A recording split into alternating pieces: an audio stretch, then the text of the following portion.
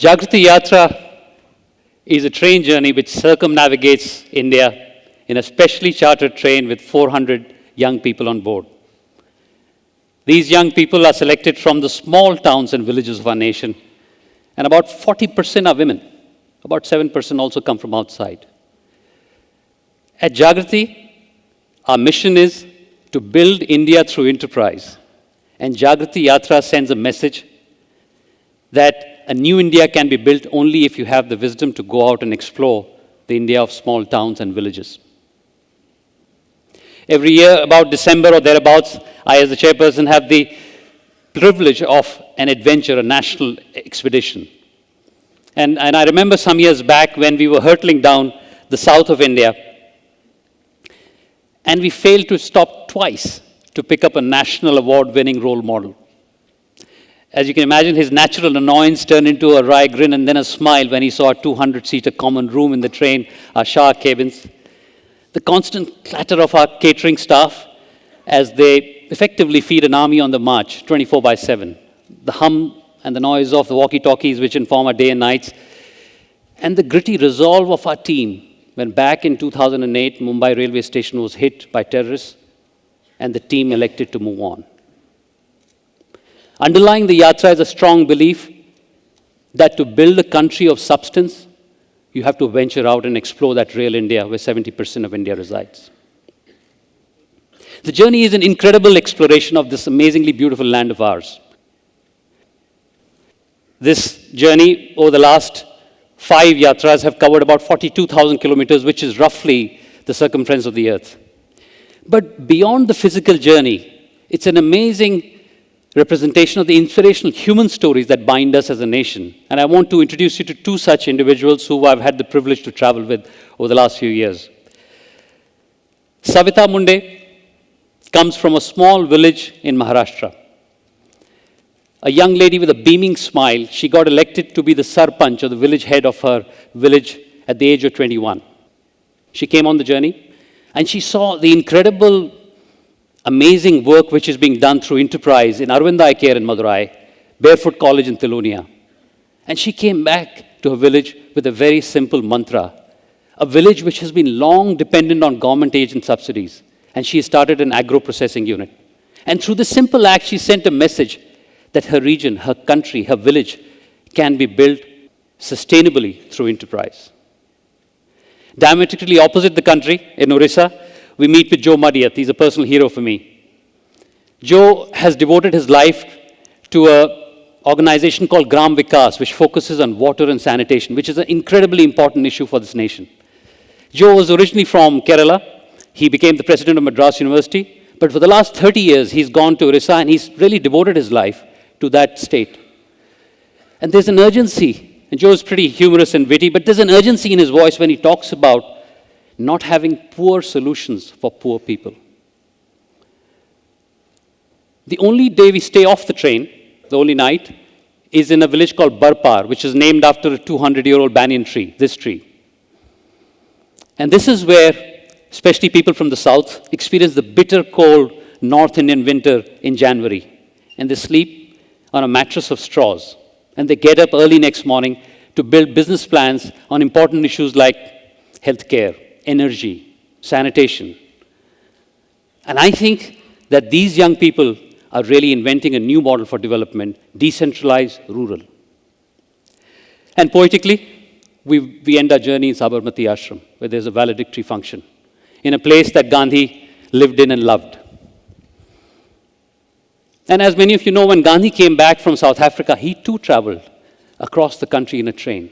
And he was following in an ancient tradition, an ancient, may I say, calling of rite of passage, which is yatras, to places which are known as teeths.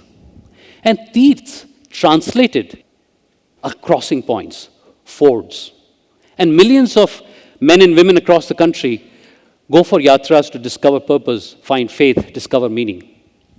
And I personally believe that the incredible unity that we see in this country when travelers come to our country is because of the ordinary yatri. They have made our country whole by crisscrossing it across thousands of years and making it one. At Jagriti, we believe that nations at critical points of their own evolution, have also taken collective journeys which have redefined them. And I want to document two such journeys, which are from two entirely different countries. Back in 1804, the Lewis and Clark expedition set out. It was flagged off by Thomas Jefferson. This 14,000-kilometer yatra redefined the way the US looked at the West. It also redefined the pioneering spirit, which became the calling card of the US for many generations after that. Many of you know in this hall of the Dandi March. 78 people set off back in 1930 with Gandhi, which swelled into hundreds, thousands, and millions. And this whole country protested against the British rule. Salt satyagrahas took place in every small town and every village.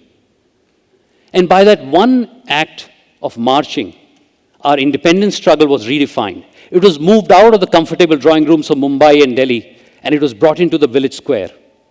And under the force of the march of millions of people, our equation with the British Empire was redefined. As you know, Gandhi said in that march, with his toothy smile, "We are in charge." At Jagriti, we believe that journeys which are in search of collective and individual purpose can become crossing points for young nations. We see this in India. Our 450 yatris, 2,200 alumni, many of you who watch this journey across the country are redefining and creating a new identity, an identity which fundamentally moves beyond protest to building. And India is being built across the 28 states from where our yatris come from. And other young nations across the world, in Latin America, in Africa, in Asia, are being built at an unprecedented pace at this point in the history of our planet.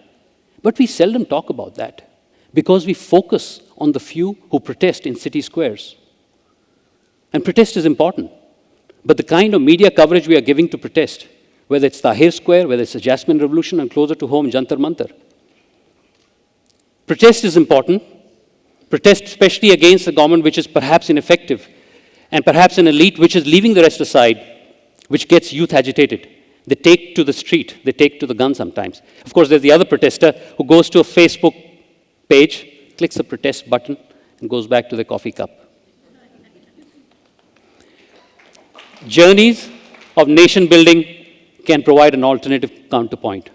When you go on a journey like this, it shakes you up physically, emotionally, intellectually.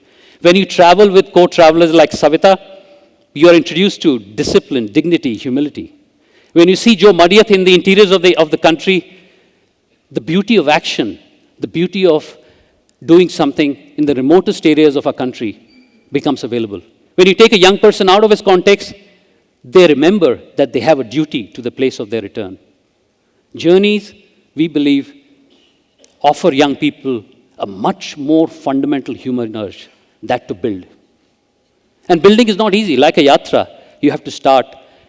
Building is not easy. But once you take to the building process, especially with the enterprise mindset, it can give you lifelong meaning. Young men and women can move beyond the prism of protest. I'm pleased to say that journeys of nation building have started to happen across the world. A yatri from 2008 has started a journey earlier this year in August in the United States, which reverses the Lewis and Clark expedition. It starts from San Francisco on a train, goes to Washington, D.C. with 40 entrepreneurs. Patrick. There are smaller yatras which have happened in Odisha, in Himachal Pradesh. There's others which are gearing up. There's Matthew in France, there's somebody in Ghana, somebody in Brazil, who are starting on these journeys, or who are starting to incubate this. And they're realizing that protest is important to bring down ancient regimes. But it cannot provide fundamental locomotion to a nation. And this is the International Yatra. Journeys remind us that ours is a shared destiny. The future is greater than the sum of our past.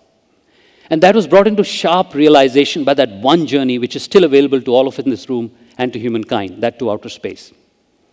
And when the first astronauts went to scout the moon for the moon landing, they turned the camera towards the Earth, and they saw the remarkable beauty and harmony of our own planet.